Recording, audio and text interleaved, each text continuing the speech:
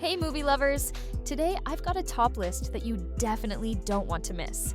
These aren't your typical Oscar-winning films that everyone's already seen. These are those slightly forgotten, underrated, and sometimes completely unknown gems that really hit different. Some of these are just, wow. Let's go. I'm going to show you 10 movies you'll definitely want to check out. The Best Offer, a mesmerizing story of deception and human weaknesses. Director Giuseppe Tornatore crafts this film like a work of art. Every scene, from auctions to the dark rooms of a villa, is filled with symbolism and visual beauty. Despite limited theatrical release and modest box office of around $20 million, the film was loved by audiences who saw it and became a cult classic for its sophistication and final twist, making it a truly underrated masterpiece for art house thriller enthusiasts. So here's the setup. Virgilio Oldman is an elderly and eccentric auctioneer, known in the art world for his genius and impeccable taste. He runs a prestigious auction house in Europe, secretly collecting female portraits that he acquires through schemes with his partner Billy. His life is filled with rituals of solitude, where he avoids intimacy. But everything changes when mysterious client Claire Ibbotson hires him to appraise an inheritance in an old villa. Claire, suffering from agoraphobia, communicates with Oldman through walls, sparking his curiosity and gradually breaking down his emotional barriers. As Oldman dives deeper into her world, finding rare mechanical parts in the villa, he falls in love with Claire, trusting in her fragility. His young friend Robert, an expert in mechanisms, helps assemble an ancient automaton found among the belongings and gives advice on courtship. But the closer Oldman gets to solving the mystery of Claire and her inheritance, the clearer it becomes that he's fallen into an elaborate con, where art, love, and deception intertwine. As you can tell, this is an elegant psychological thriller exploring obsession, vulnerability, and the illusions hidden behind a facade of perfection. Wind River from 2016, a complex and atmospheric detective story with deep social drama. Taylor Sheridan creates a harsh portrait of life on an Indian reservation, where the personal tragedy of the heroes intertwines with the fight for justice. The film opens with a dark, tense scene. A young girl, barefoot, runs at night across a snowy plain on the Wind River Indian Reservation in Wyoming. Her desperate flight ends tragically, and the viewer understands she couldn't escape. This scene sets the harsh and emotionally heavy tone for the entire film. The action then shifts to Corey Lambert, a ranger with the U.S. Fish and Wildlife Service who works in the reservation. While hunting a mountain lion attacking livestock, he finds the mutilated body of a young Native American girl, Natalie Hansen, in the snow. Corey, himself experiencing personal tragedy, the loss of his daughter under similar circumstances, is shaken by the discovery. He reports the body to authorities, and Jane Banner arrives at the reservation, a young and inexperienced FBI agent from Las Vegas assigned to investigate the possible murder. Jane, unfamiliar with Wyoming's harsh climate and local customs, quickly realizes she needs help. The autopsy shows that Natalie was assaulted and died from pulmonary hemorrhage caused by inhaling freezing air during her escape. However, the medical examiner doesn't classify the death as murder, which limits FBI resources. Jane turns to Corey, an experienced tracker and friend of the victim's family, to help her navigate the reservation and find clues. Together, they begin unraveling this case, facing the silence of locals, harsh nature, and dark secrets hidden in this isolated community. The Adjustment Bureau, a hidden gem thanks to its original combination of romantic drama, science fiction, and philosophical thriller that made it unique in the genre during its release. Welcome to New York 2006. David Norris, that's Matt Damon, a charismatic and ambitious congressman running for U.S. Senate, loses due to a scandal from his past. On the night of his defeat, he accidentally meets dancer Elise Sellis, that's Emily Blunt, in a men's bathroom at a hotel, where their brief but sincere conversation and kiss leave a pretty deep mark. Inspired by her, David gives an honest speech that restores his popularity. Years later, he encounters Elise again on a bus, but their reunion is disrupted by mysterious men in hats who call themselves the Adjustment Bureau. These agents, led by Richardson and Thompson, control people's destinies according to some chairman's plan, and their task is to prevent David and Elise's romance because it supposedly threatens their destinies, his political career, and her success as a choreographer. David learns that the Bureau possesses supernatural abilities, from reality manipulation to teleportation through doors. Yeah, literally. Marvel multiverse before the actual multiverse. So David decides to fight for love, despite warnings about consequences. With help from sympathetic Agent Harry, he uncovers the Bureau's secrets and tries to rewrite his destiny, running through New York's magical portals and dodging increasingly aggressive adjustments. His persistence confronts moral dilemmas. Is it worth sacrificing destiny for feelings? The plot, based on Philip K. Dick's story The Adjustment Team, unfolds as a romantic sci-fi thriller exploring free will, love, and the fight against predetermined fate.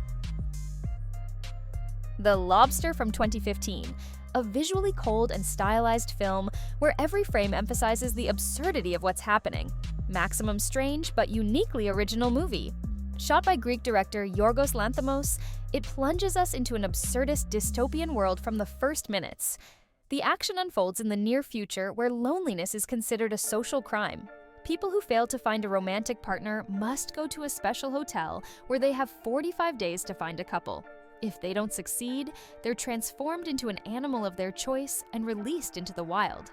The main character, David, that's Colin Farrell, a middle-aged man with a gentle character, finds himself in this hotel after his wife leaves him for another man. He arrives with a dog who, as it turns out, used to be his brother who failed to find a partner. David chooses a lobster as his animal in case of failure, explaining that lobsters live long and remain fertile throughout their lives.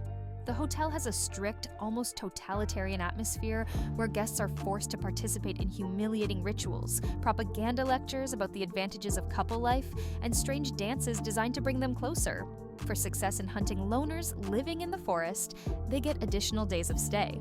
David, awkward and withdrawn, tries to adapt to the rules, forming superficial friendships with two other guests, the limping man and the lisping man, who are also desperately seeking partners.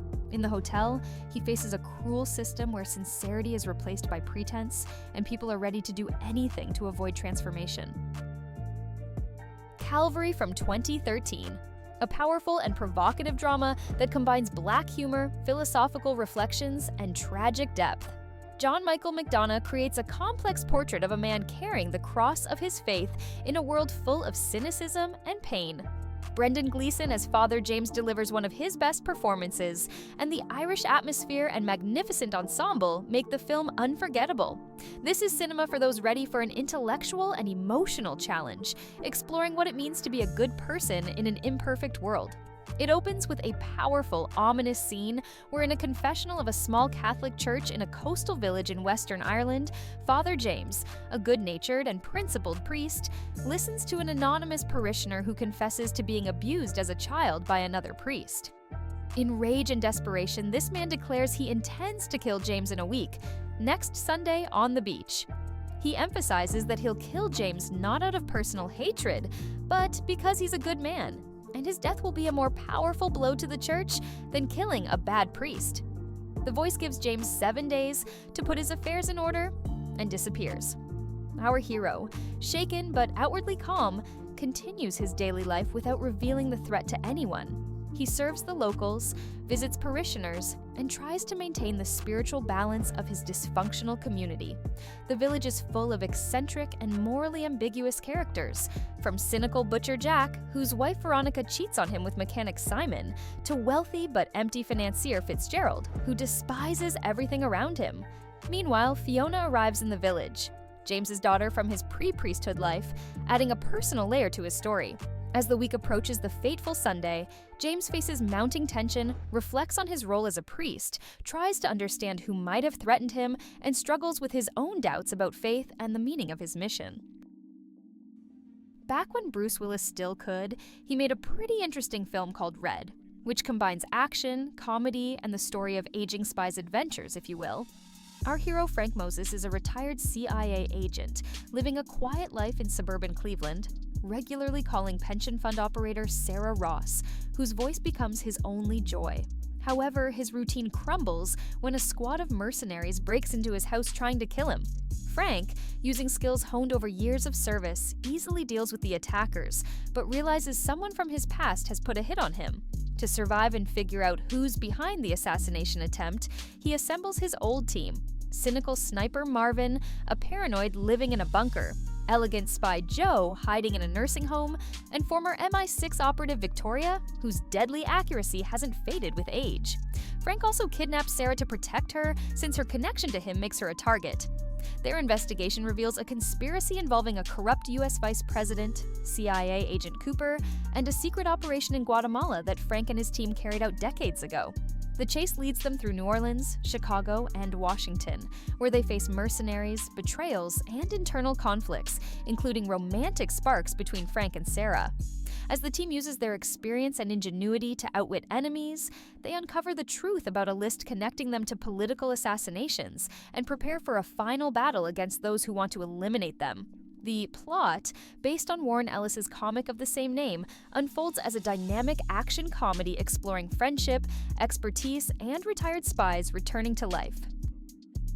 Wild Tales, an explosive, witty, and bold anthology that reveals how far people can go when their patience snaps.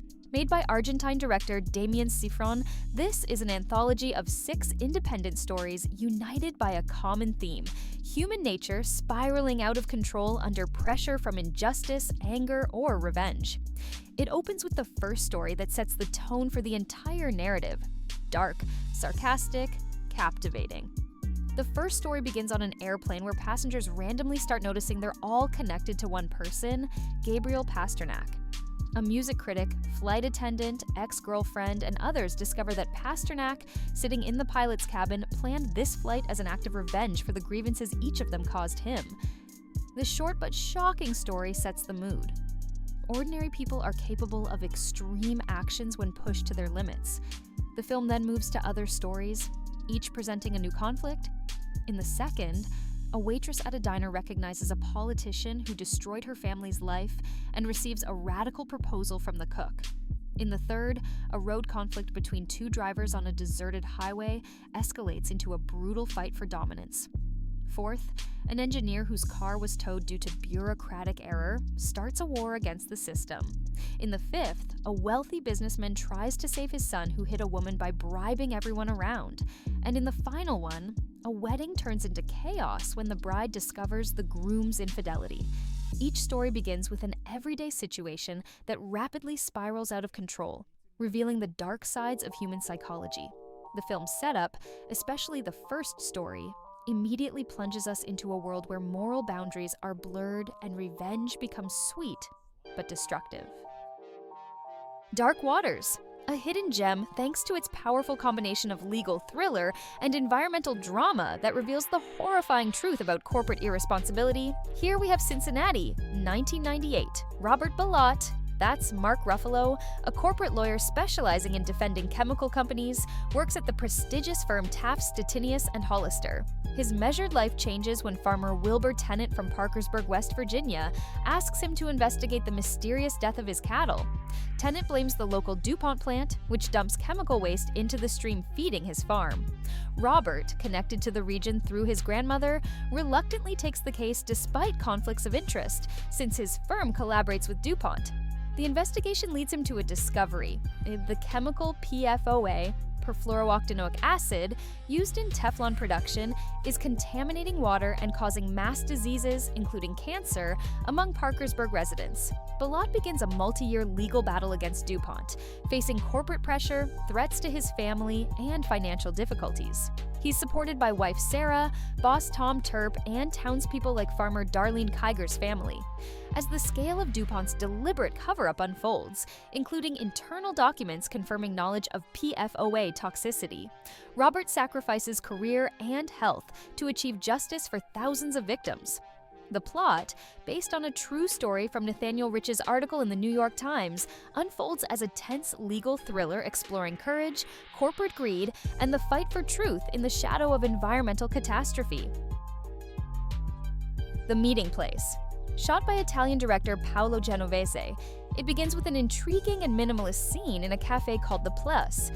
At the center of the plot is a mysterious man who sits at the same table every day, dressed in a business suit with a notebook and pen. He doesn't introduce himself or reveal his identity, but possesses a unique ability. He can fulfill any visitor's wish, but demands payment in return, completing a task that often goes beyond morality and law. The more complex the wish, the higher the price, and tasks can be cruel, from theft to murder. In the opening scenes, we see different people coming to this man one by one, each with their secret desire. Among them, a nun seeking God, a mechanic wanting his wife back, an elderly woman dreaming of saving her son from cancer, and other visitors. Each faces a moral choice. Are they ready to cross their conscience for their dream's fulfillment? The man at the table remains neutral, neither judging nor encouraging, only recording their decision in his notebook. As the characters' stories intertwine, it becomes clear their fate isn't as random as it seems. The cafe becomes a metaphorical space where human nature is tested, and dialogues reveal the hero's internal conflicts. The film's setup establishes the tone of a philosophical drama where tension is created not by action, but by moral dilemmas and the question of how far a person will go for what they desire. Director David Dobkin, known for comedies, makes an unexpected step into drama, creating The Judge with Robert Downey Jr., which balances between tense courtroom scenes and touching moments of family reconciliation, differing from dark criminal stories. The film stands out for its focus on family bonds and redemption, using the court as a metaphor for personal reconciliation, showing how Hank and Joseph overcome decades of resentment. Well, let's meet our heroes. Chicago, present day. Hank Palmer is a brilliant but cynical lawyer, earning millions defending wealthy clients, but his personal life is crumbling. He's on the verge of divorce from his wife, and his relationship with daughter Lauren is strained. His mother's unexpected death forces Hank to return to his hometown, Carlinville, Indiana, where he faces his father, Judge Joseph Palmer, a strict and principled man Hank hasn't spoken to in years due to old grievances. The visit turns into a crisis when Joseph is accused of murder. His car fatally struck a local criminal recently released from prison on his sentence. Hank, despite mutual distrust, takes on defending his father in court, facing local prosecutor Dwight and a biased court. As the investigation progresses, Hank uncovers family secrets, including tense relationships with brothers Glenn and Dale, and rekindles romance with ex-girlfriend Samantha. The trial becomes not only a battle for Joseph's innocence, but also a chance for Hank to reconcile with his father and rethink his life. Here we have a full legal drama, with family saga elements exploring duty and the complex bonds between father and son. I'm sure you probably know several more films that could be added to this collection. Definitely write about them in the comments. It would be useful for me and other viewers scrolling through these comments. Also, don't forget to hit like and subscribe if you haven't already. This was Filmix. See you in the next video.